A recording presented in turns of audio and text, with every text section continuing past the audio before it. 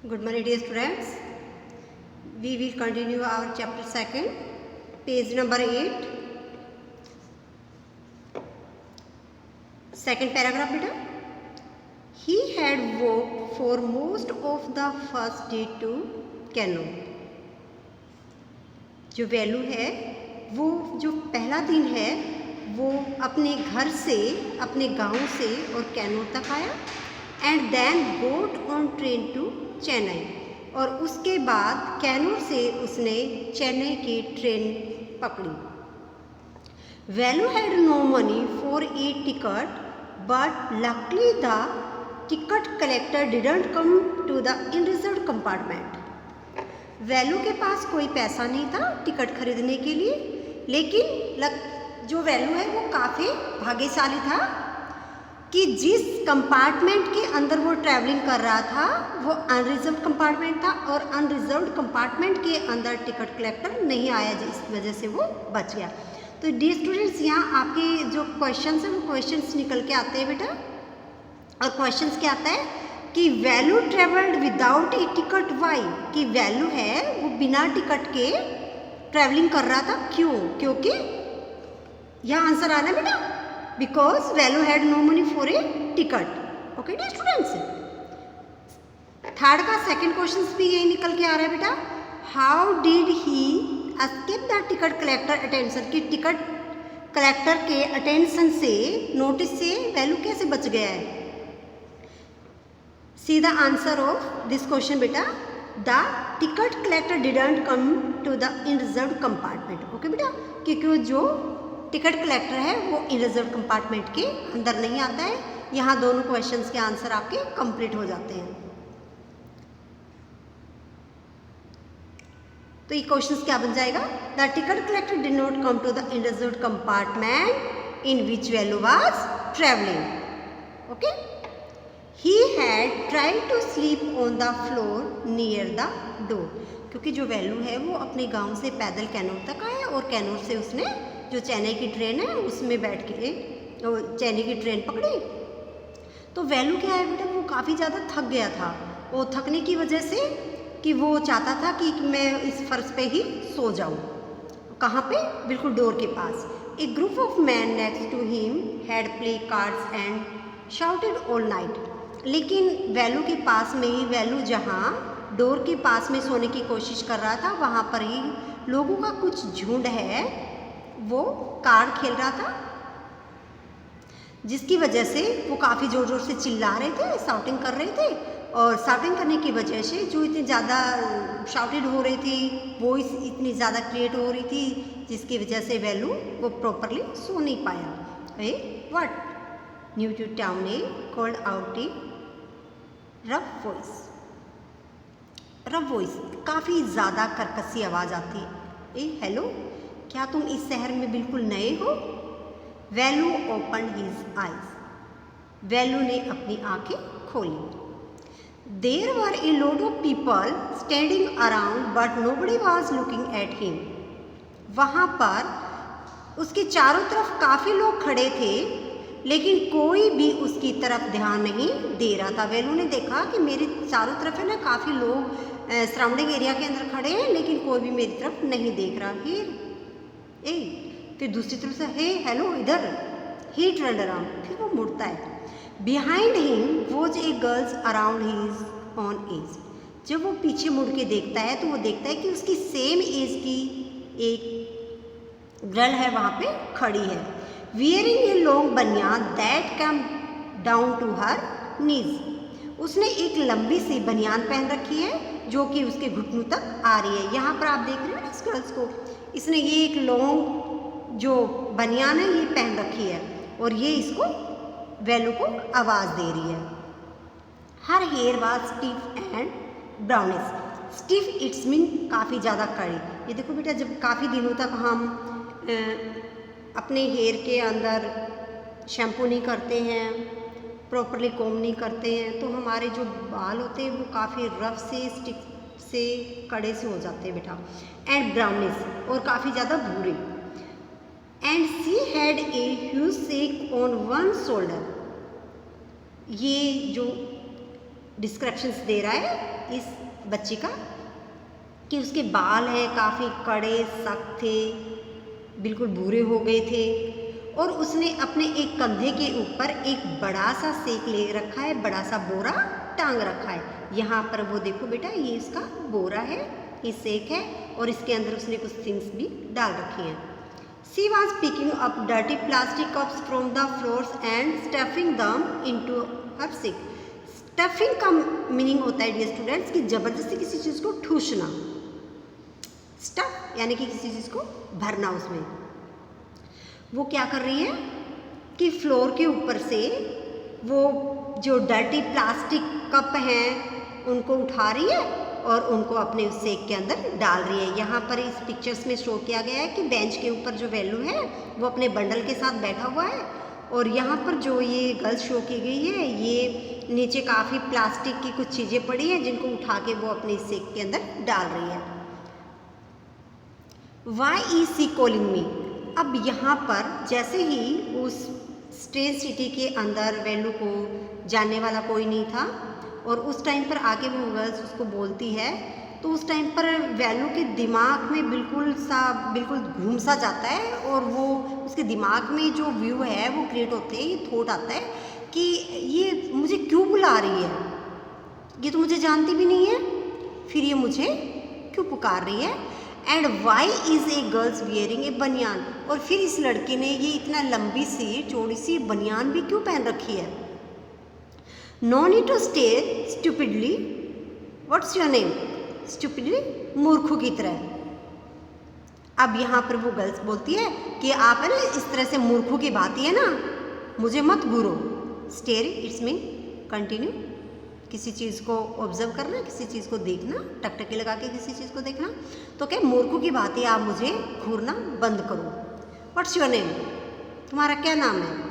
वेलू मटर्स वेलू looking away, looking away दूसरी तरफ देखते हुए, दूसरी तरफ वेलू देखते हुए कहा है बिल्कुल धीरे से। मटर्स इसमें बिल्कुल स्लो वॉइस के अंदर, बिल्कुल स्लो वॉइस में वो क्या कहता है कि मेरा नाम क्या है, वेलू। So Mr. Velu, said the girl, looking at his bundle, run away from home. So Mr. Velu, अब वो गर्ल्स है वो कहती है उसके बंडल की तरफ एक सरसरी सी नज़र डालते हुए, अच्छा घर से भाग के आए हो।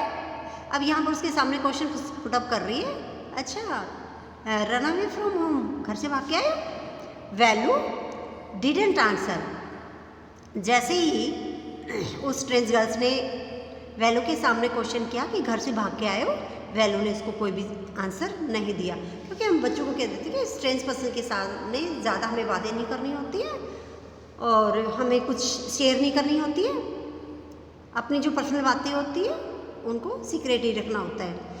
ही didn't want to tell some strange girls what he had done, क्योंकि वो उस स्ट्रेंज गर्ल्स से नहीं बताना चाहता था कि वो क्यों भाग के आया है, यहाँ क्यों आया है, क्या करने आया है, वो कुछ भी उसके साथ शेयर नहीं करना चाहता था।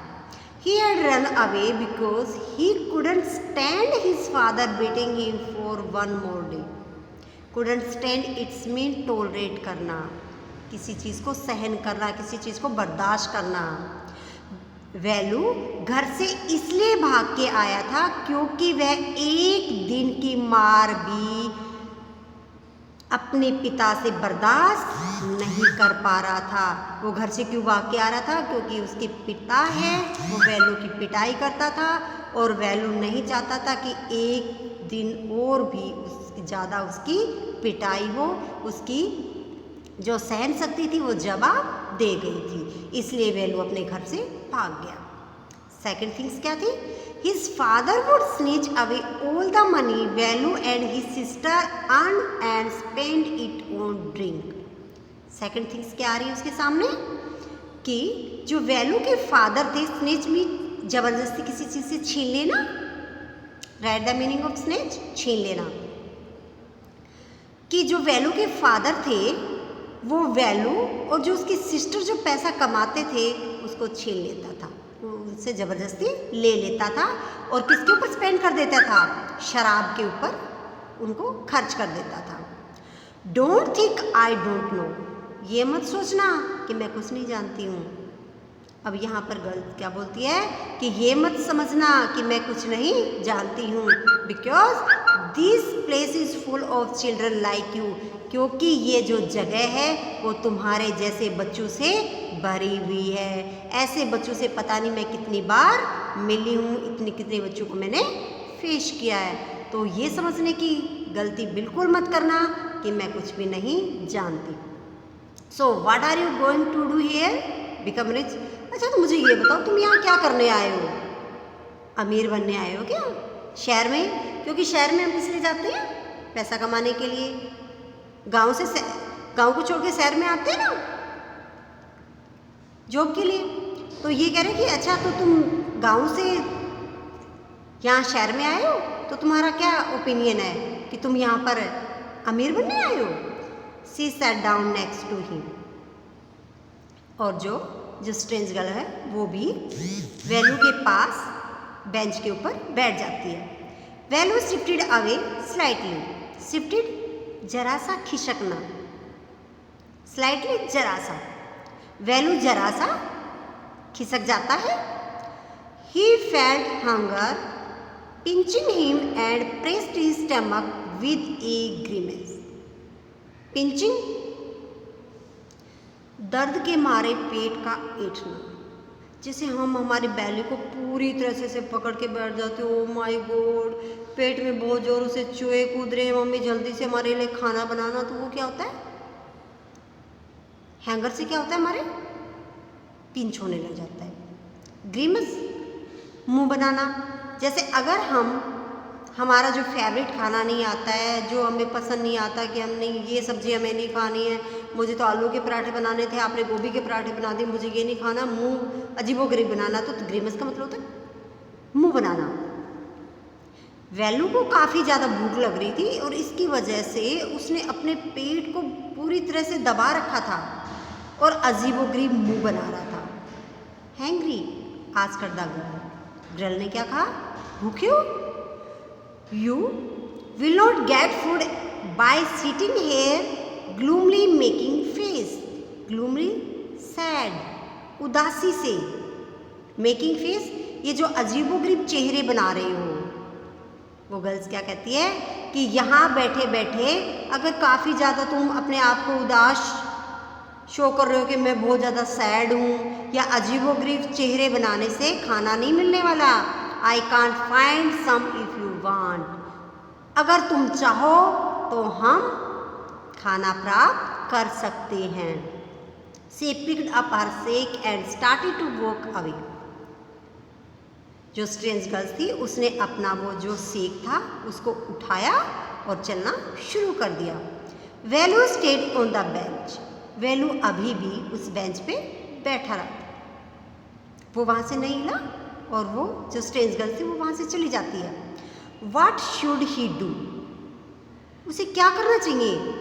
अब भी उसके थॉट क्रिएट हो रहे माइंड में वैल्यू के कि मुझे क्या करना चाहिए, क्या करना चाहिए मीट से, कि मुझे उसको फॉलो करना चाहिए या मुझे यही रहना चाहिए। Should he follow this girls? अब वो क्या करता है? What should he do? वो क्या करता है? क्या करना चाहिए उसको? क्या वो लड़की को फॉलो करता है? Where was he going to take him? अब वो ये भी सोचता है कि अगर मैं इसका फॉलो करूँगा तो पता नहीं मुझे कहाँ लेके जाएगी, मैं तो इसके बारे में कुछ नहीं जानता, और पहली बार मैंने तो गांव छोड़ के और शहर में आया, वो भी इतने बड़े शहर में। She was disappearing into the crowd. धीरे धीरे, डिस्पेयरिंग होता है गायब होना, और धीरे धीरे जो वो लड़की है वो उस भीड़ के अंदर गायब हो जाती है। So he had to make up his mind quickly. इसलिए वो जल्दी से अपने दिमाग के अंदर विचार लेके आता, जल्दी से दिमाग के अंदर, मन के अंदर बनाता है कि मुझे उसके पीछे जाना चाहिए या नहीं जाना चाहिए, जल्दी से मुझे डिसीजन लेना पड़ेगा। और वो हैंड टू हैंड वो अपने दिमाग के अंदर ये डिसाइड कर लेता है। ऑल राइट, ही डिसाइडेड। उसने कहा बिल्कुल ठीक है, मैंने डिसाइड कर लिया है, मुझे इसको फॉलो करना चाहिए। Anyway I have no idea where to go. लेकिन मुझे ये आइडिया नहीं है कि आखिरकार में वो मुझे कहाँ लेके जाएगी, मुझे कहाँ, उसके पीछे पीछे मैं कहाँ चला जाऊँ।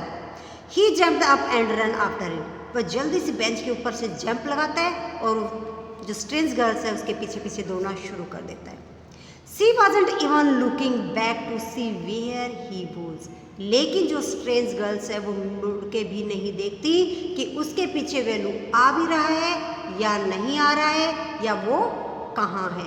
सो dear students, your first part is complete today.